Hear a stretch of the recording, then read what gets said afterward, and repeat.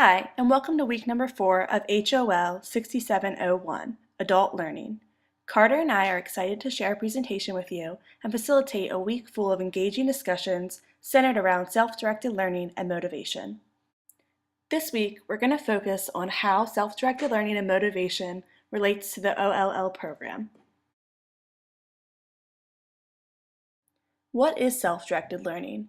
Knowles describes it as a process in which individuals take the initiative with or without the help of others in diagnosing their learning needs, formulating goals, identifying human and material resources, choosing and implementing appropriate learning strategies, and evaluating learning outcomes. The learner takes control. Step back and think for a moment about our time within the OLL program at George Washington. Although GW is a deeply rooted university and the OLL program comes with a formal structure for success, one could argue that some individuals within our program have independently taken the initiative to diagnose their learning needs and formulate their learning goals. We have all made the decision, individually, to return to school and continue learning. Does that make us self-directed learners? Does that mean that our OLL environment is conducive to supporting self-directed learning? The 6-step process identified by Knowles is evident in OLL through the time taken to create our class charter. By creating a resource, the group built a solid foundation to grow and continue on as a cohort throughout the program. Clardy identified 4 types of self-directed learning projects from a study that he completed on 56 working adults. Those project types include induced, synergistic, voluntary, and scanning. Induced is when self-directed learning is mandated and you have no knowledge of the material. Synergistic is not mandated. However, it is inspired by the opportunity to take advantage of a situation made available by another person. Voluntary self-directed learning is when you learn something so that you can achieve a goal. You know what needs to be done, and you do not need someone else to motivate you to complete it. Lastly, scanning self-directed learning is an ongoing process of searching for new learning. This program can be classified as voluntary, as we're all likely here through our own will. We want to reach our goals as outlined in our initial letters to ourselves from the beginning of the program. The goal of self-directed learning is to take your learning experience into your own hands, to take responsibility for your learning. This depends on the type of learning and environment that you are in. Self-directed learning allows you to have ownership of growth in the desired area. When looking at the OLL program, it is easy to see why the myths are just that, myths. Let's start by looking at number 2, isolation. This program allows us to learn on our own terms while incorporating classwork that requires us to build strong bonds with our classmates. In order to be successful, we are encouraged to get to know one another. Additionally, as seen through our project weeks with facilitation, it is not an easy feat to manage a discussion board post of 10 to 20 students each week on top of grading papers. Therefore, this program dispels myth number 7 as well. In relation to the idea of self-management, as this is an online program, it is easy to assume that we would strictly be posted on the discussion board without much interaction. This program breaks this assumption barrier with peer-to-peer calls and WebEx functionality, which allow us to collaborate and synthesize other perspectives to solidify our own understanding of the material. In regard to self-monitoring, let's take a look back at our first semester. We spent a great deal of time learning about the importance of reflection, how it improves our work, and our overall ability to develop as learners. This process allows us to benchmark ourselves and ensure that we as learners are constantly evaluating our progress. Economists at LSE looked at 51 studies of pay-for-performance plans inside of companies. Here's what the economists there said. We find that financial incentives can result in a negative impact on overall performance. There's a mismatch between what science knows and what business does.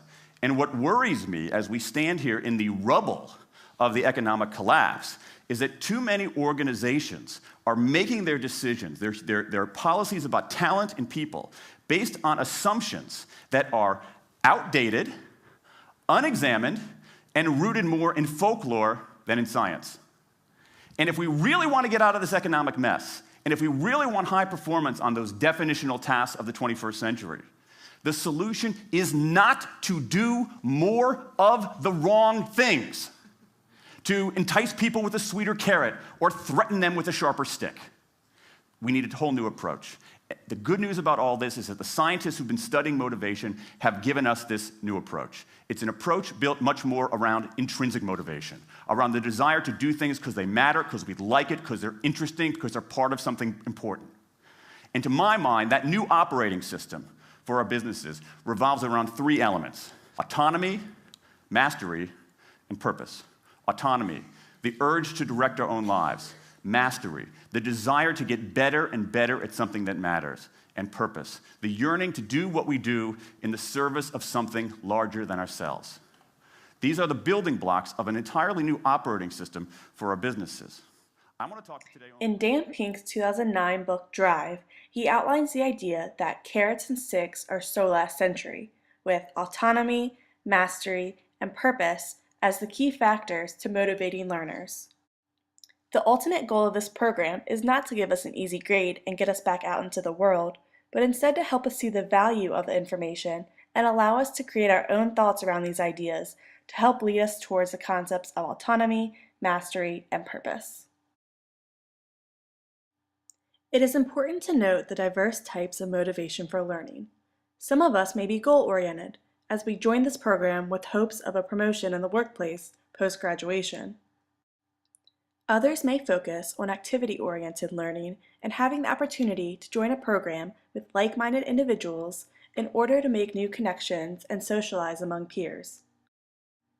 There are also those among us whose sole purpose for this program is to learn for the sake of learning new information and perspectives. These can be seen as the learning-oriented learners. All orientations are valid, regardless of the end result. They lead us to excel in our courses. Successful self-directed learning begins with goals that are appropriate and attainable. However, the instructor plays a vital role. While their direction and presence is crucial to the growth of the student, they must ensure that they are not allowing students to depend too heavily on their command. Let's take a look at the OLL program. While we are given a syllabus in the beginning of the semester with a list of requirements and guidelines, we are frequently encouraged to think outside of the box and interpret our projects in our own way. For example, an executive summary can be in the format of a handout or a formal piece of APA formatted writing. Loyens, Magda, and Rickers noted that according to Knowles, learning does not take place in isolation, but in association with others, such as teachers, tutors, and peers. Therefore, learning can be placed on a continuum, ranging from teacher or other-oriented at one end to self-directed at the other end. When shifting from one end to the other, the amount of control over learning changes, as well as the amount of freedom to evaluate learning needs, to decide on the content of one's learning issues, and to implement learning strategies to unravel one's learning issues. In his book, Enhancing Adult Motivation to Learn, Wolochowski cites 4 intersecting motivational conditions that prove to be key in adult learning. One strategy he points out is the use of self-deprecating humor or credible, intense experiences, such as teaching failures, mistakes, or difficult learning experiences related to the teaching topics. This strategy encourages learners to share their own personal experiences, even experiences that prove to be a learning lesson. Throughout this program, we are often encouraged to share times when either we ourselves or our peers encountered a learning and/or leadership initiative that ultimately failed. Sharing these experiences elevates the overall learning environment and aids students in their quest towards becoming a quality leader. The theory of margin outlines learner motivation as a measure of how many resources or power the learner has to offset the demands, or load, that potentially diminish motivation for learning. When applying for this program, we all had to weigh our personal margins to add a new responsibility to our plate, taking into account the time that each course takes when it comes to reading, writing, and collaborating with others. For some of us, this may have been an easy shift as we had free time readily available. Others, however, may have had to realign responsibilities in anticipation for the upcoming load. Thank you for taking the time to join us to learn how our OLL program relates to the concepts of self-directed learning and motivation. This week on the discussion board, please think about the following. First, in your opinion, what initiatives work best under self-directed learning? And second, consider a time that you took on a self-directed learning initiative that ultimately failed. What caused this failure to occur? We look forward to engaging in conversation with you this week. Thanks for your time.